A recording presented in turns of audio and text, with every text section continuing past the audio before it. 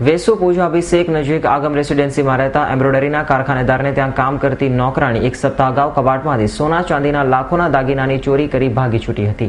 જે બનાવ અંગે ઉમરા પોલીસ મથકે ફરિયાદ નોંધાતા ઉમરા પોલીસે ગણતરીના કલાકોમાં જ મહિલાને ઝડપી પાડી ઘરેણા કબજે કર્યા હતા.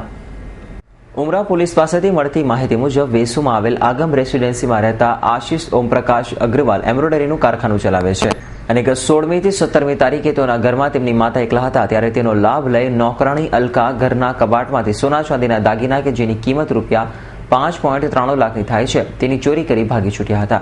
નોકરાણી દાગીના ચોરી કર્યા બાદ નોકરીએ પણ ન આવતા તેની ઉપર શંકા દ્રઢ બની ગઈ હતી અને બનાવ અંગે ઉમરા પોલીસ મથકે કારખાનેદારે ફરિયાદ નોંધાવતા ઉમરા પોલીસે તાત્કાલિક તપાસ હાથ ધરી ગણતરીના કલાકોમાં જ વેસુ સુડાવાસમાં રહેતી નોકરાણી અલપા પવારને ઝડપી પાડી હતી અને તેની પાસેથી પોલીસે મુદ્દામાલ પણ કબજે કર્યો હતો.